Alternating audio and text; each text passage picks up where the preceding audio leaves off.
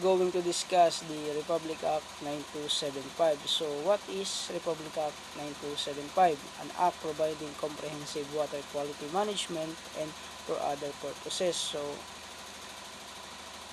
it provides for the abatement and control of pollution from land-based sources and lays down water quality standard and regulations. So, ano ba yung RA 9275? So, it is abatement or and control of pollution from land-based sources. So, ito yung mga abatement o pag-iwas o pag-control sa pollution sa mga land-based na maka-apekto sa aquatic land. Ito yung such as, ano ba yung mga maka-apekto such as mga agricultural management. Ano yun, mga paggamit ng pesticide or mga ganon, pesticide na maka-apekto na mag-contaminate sa tubig na maapekto doon sa dagat. So, ano pa? Waste management na uncontrolled use ng mga basura na makakapekto sa aquatic life o maling pag-dispose, pagtapon. So, Section 1. So, Republic Act 9275 sa Section 1 is also known as Philippine Clean Water Act of 2004. So, Section 2, declaration sa policy. Again, statement to na is shall pursue a policy of economic growth in a manner consistent with the protection, preservation, and revival of the quality of fresh, brackish, and waters. So, sa Section 2, para ma-achieve ko na ito ng mga quality is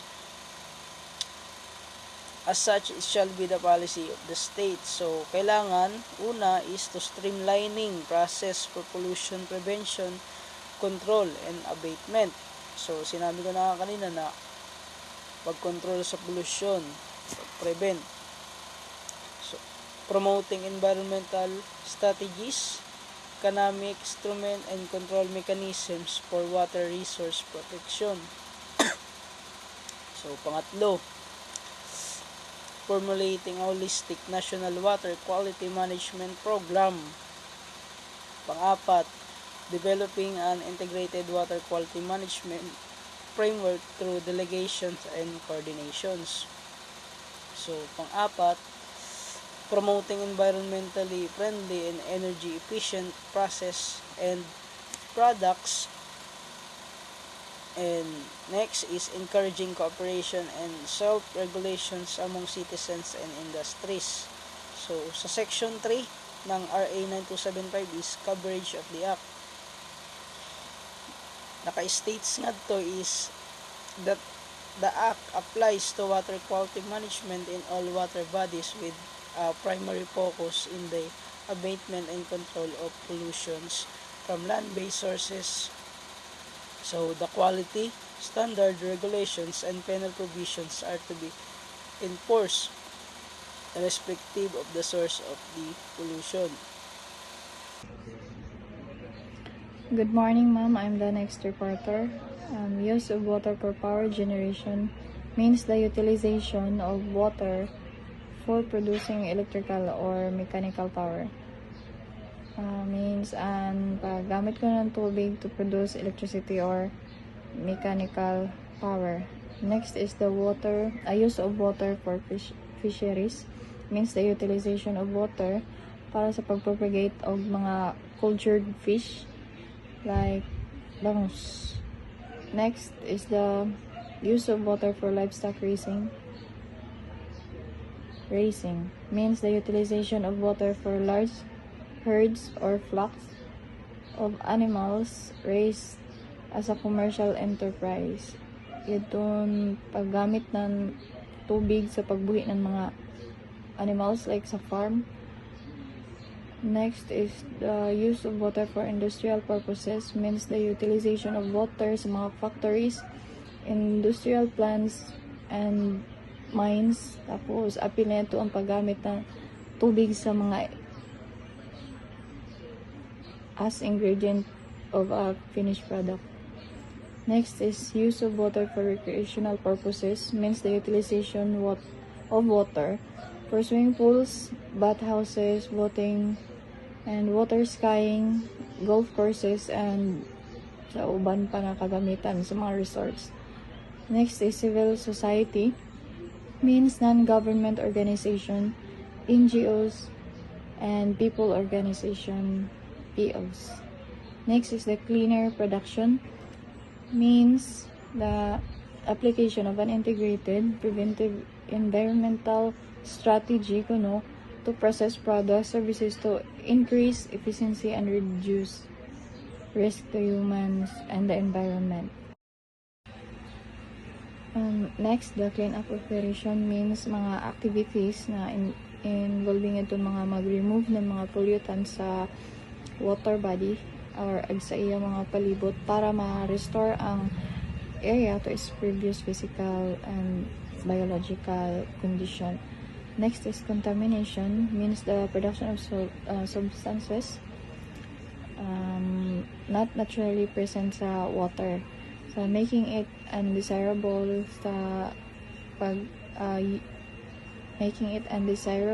or So good day ma'am. So my name is Pinky Mirada. So here is my topic. So Section 27 is Prohibited Act. So from the word Prohibited Act, this is ng pinagbabawal na aksyon na dapat gawin. So letter A, discharging, depositing, or causing to be deposit materials of any kinds directly or indirectly into the water bodies. So the same shall be liable to be washed into such surface water either by tide action or by storm, floods, or any otherwise which could cause water pollution. So an prohibited act if this is liable if you wash into such surface of water because this can cause or create the pollution that natural flow in the body. So letter B is discharging, injecting, or allowing to seep into the soil or subsoil any substance in any form that would pollute groundwater in the case of geothermal project and subject to the approval of the department regulated discharge of short-term activities. So which is testing, flushing, commissioning, venting. In the deep reinjection of geothermal liquid may be allowed, so provided the safety measures are adopted to prevent the contamination of the groundwater. So that is the Prohibited Act. So letter C, operating the facilities that discharge the water pollutants without the valid required permit or the permit was revoked of any violation of the conduction therein. So letter D, disperse of potential infection medical waste in the seawater by vessel unless the health or safety of the individual or burn of the vessel threatened by the great and imminent peril. So, letter E is unauthorized transport or dumping in the sea. So, bawal sabihin sa na mag-dump bitaw sa sea or sewage slot or solid waste as defined as under the Public Act number 9003. So letter F, transport, dumping, or discharge or prohibited chemical substance or pollutant listed under Public Act number 6969. So this is the transport, discharge of prohibited chemical na makadaot sa ato sea. So this is Republic Act number 6969. So letter G, operated facilities that discharge or allow to sip will do through to negligence prohibited chemicals.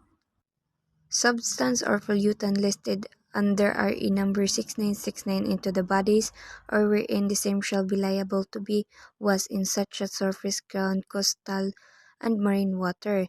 Letter H, undertaken development, expansion, or project or cooperating wastewater, sewerage facilities in violation of Presidential Decree number 1586 and its implementing rule and regulation. So the letter F, the pollutant without the valid required discharge permit proceed to an act after the permit was revoked for any violation condition therein. So letter G is the compliance of LGU with the Water Quality Framework and Management Area Action Plan. In such a case, a sanction shall be imposed on the local government official concerned. So letter K, refusal to allowed entry. And letter L, refusal to allowed access by the Department of relevant report and record in accordance with this act. Letter M is refusal or failure to submit report whenever required by the department accordance with this act. Letter N, refusal or failure to designate pollution control officer whenever required by the department in accordance with this act. So letter O is directly using water pump in the distribution system of tampering with the water supply in such a way as to alter or impair the water quality. So the fine and damages and penalty of this is this act or its implementing rules and regulation shall be fined by the Secretary upon the recommendation of the PAD in the amount of not less than 10,000 pesos nor more than 200,000 pesos for every day of violation. The fines herein prescribed shall be increased by the 10% every 2 years to compensate for the implications and to maintain the deterrence function of such fine. For the violation filing under Section 4 of Presidential Decree number 979 or any regulation prescribed in first 1 thereof, such a person shall be liable for a fine of number 1 less than 50,000 pesos nor more than 1 million pesos, or by imprisonment not less than 1 year or more than 6 years, or both, for each offense without prejudice to the civil liability of the offender in accordance with existing laws.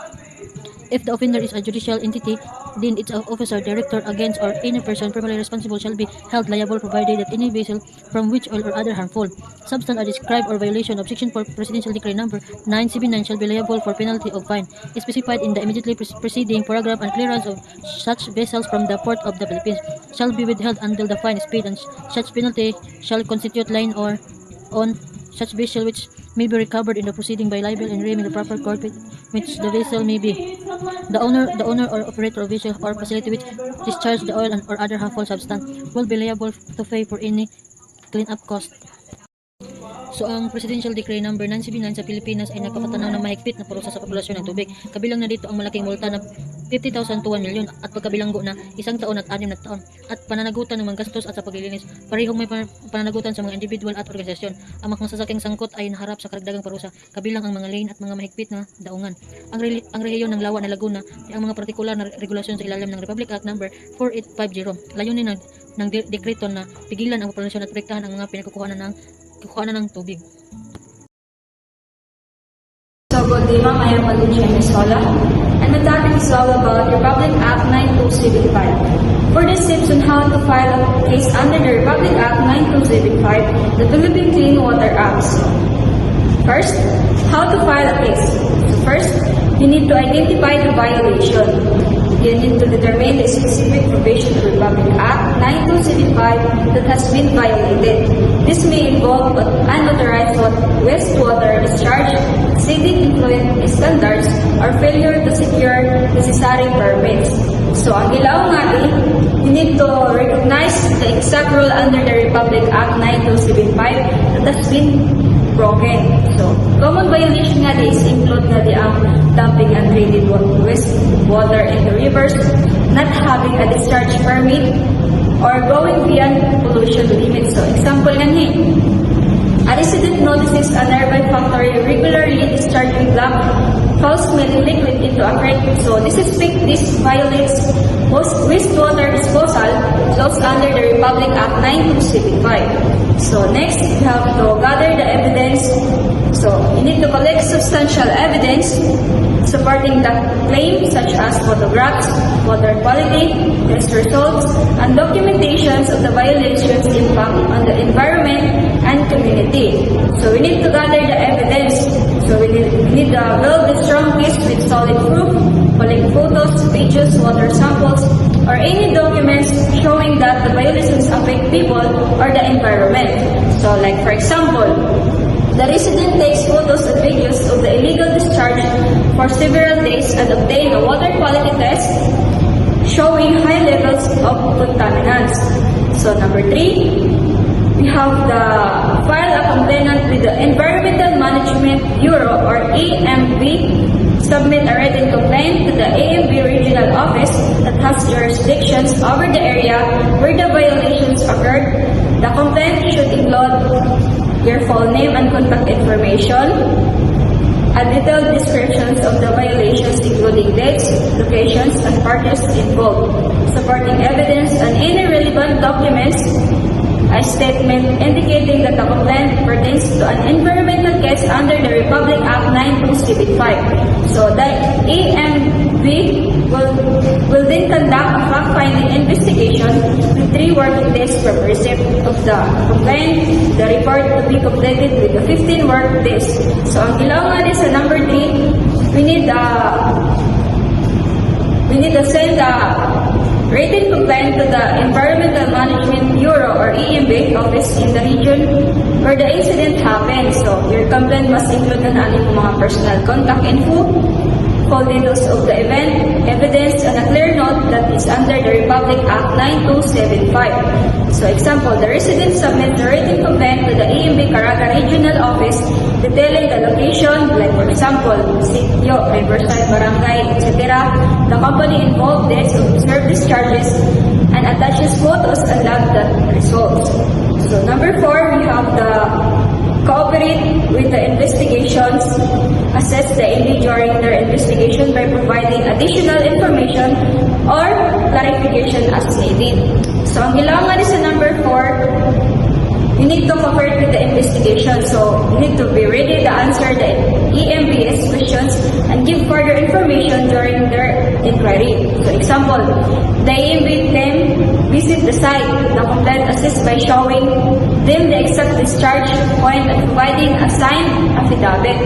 So sa number 5, we have the await the EMB resolutions. So based on their findings, the EMB may issue a notice of violations or note the respondents if warranted. The case may be elevated to the Pollution Adjudications Board or PAB for further action. So, ang kailangan is sa number 4. After investigation, the EMB might issue a notice of violation or not. If serious, the case may go to the Pollution Adjudications Board. So, like for example, EMB confirms the violation and issue a note to the factory.